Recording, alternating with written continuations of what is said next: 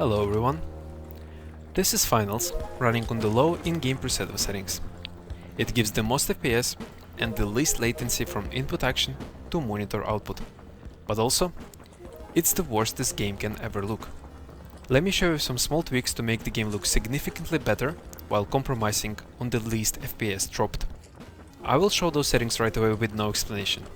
Those will be later in the video, so if you find the settings useful, subscribe to my channel. There will be weekly videos later.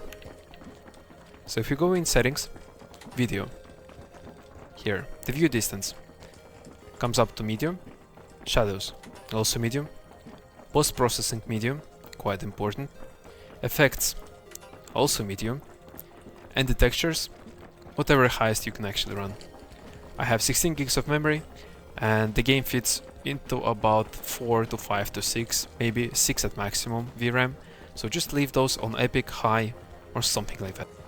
The last one would be reflections. This is iffy, it eats a lot of FPS, but if you turn into medium, you can see right away here in the background the billboards actually become dynamic and do look better. If you look at the P90 on the right, it also changes quite significantly its look.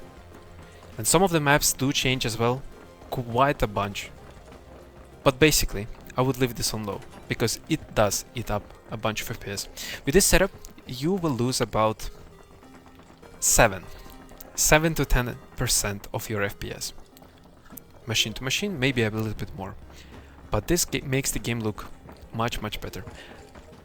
Now, let me tell you why actually those settings are chosen, and what do they do, and how do they change the game. The first one would be effects. If I change between low and medium, you will right away see a little bit more highlights happening on the trees on the right and on the building in the middle. So again, low to medium. If we look at the description on the top right, it says that it controls effects like particles, subsurface scattering, and sky atmosphere. On some of the maps, this makes the game just simply pop a little bit more foreground from the background, and actually makes the game look better. It also controls some stuff like particles, and that would be flame, that would be coins when you kill someone, eliminate someone, and maybe something else. But it's not free in terms of FPS. It does cost a little bit extra, but it definitely makes the game pop a little bit more into the face. Now, texture is quite self-explanatory. It doesn't really have any impact on the GPU performance. It only ever gives lower FPS if you are running over the budget of your graphics card, because the textures are loaded onto the graphics card, and it has a VRAM buffer. So if you overflow out of it, the extra gigabytes of the textures go onto RAM, and the RAM is slow to access. So keep this on whatever setting your graphics card supports. The post-processing controls lens flares, bloom, and motion blur, but also ambient occlusion. If I switch between low and medium, try looking for the changes in the magazine changes, but mostly the trees. So from low to medium. Now this is the setting that gives this extra pop. And let me tell you why. Even on the low settings, on the low preset, you are still running some kind of ambient occlusion, but it's super low resolution. It's the lowest resolution that probably Unreal Engine can go, while still looking somewhat plausible. And it gives a noisy look to the textures. Noisy look to some of the textures that being together, and to some of the objects being together. If we set this to medium, the grass, the leaves, the objects on the map, they all have this one extra little bit of popping, again, from the foreground to the background. I will show an example from a map Nozomi where this is more obvious, but here on the firing range, it's not so much. Now, if you go to shadows as well, it's more obvious on, again, a map like Nozomi, where on the low setting, there is a visible distance between basically near and the next step of far plane for the shadows to render. So there is a harsh line between changing from more detailed shadows to less detailed. Anti-aliasing on low, and this is only ever, like this setting is only ever important if you're running some kind of anti-aliasing. And even if it's FSR, DLSS or XSS, it doesn't do anything. But later, just a little bit later, I will tell you why running any anti-aliasing is simply not the way if you want to have competitive, low latency settings. View distance on medium. If I change from low to medium, something will be very noticeable. Like that would be LEDs on the trees on the right, LED on the tree on the left behind the building, but also the windows. So low would be this, medium would be this.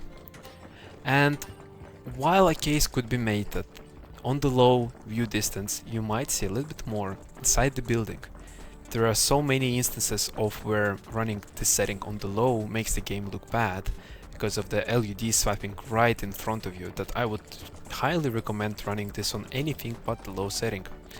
It does cost, well, a few frames because the game is rendering more stuff, more models, more objects and probably textures in higher resolution than would be otherwise, but it's still a very nice to have, and I would say a must have if you just want to have a little bit extra settings.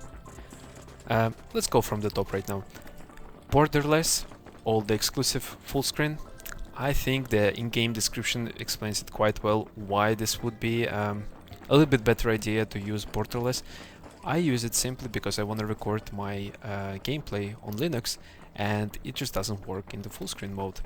But also faster alt tab, so whatever.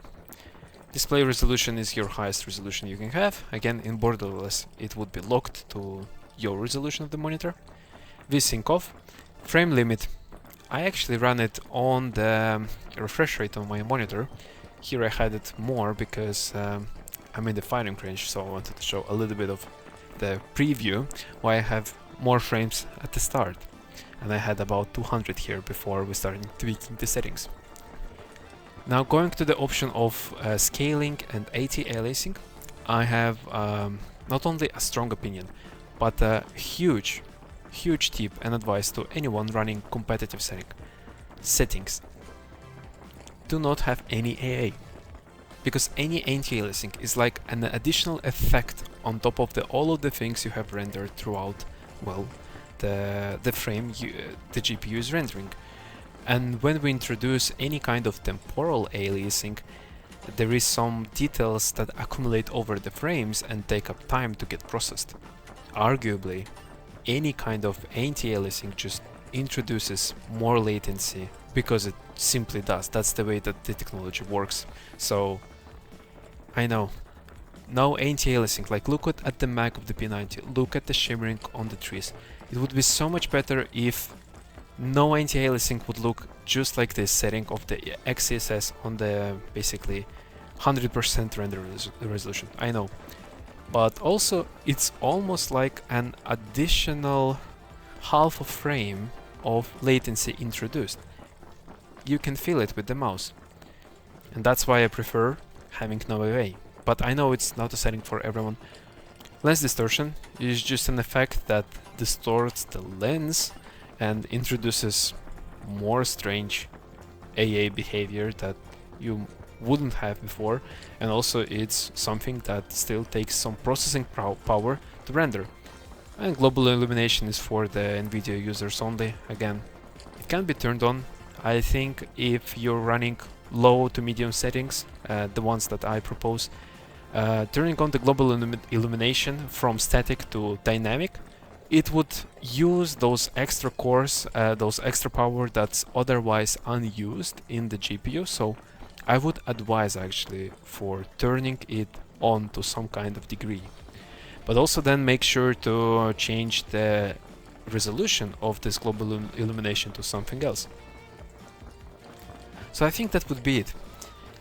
Those are the settings I would recommend for running when you have a little bit of extra, let's say, performance budget to spend on having a much nicer presentation of the game.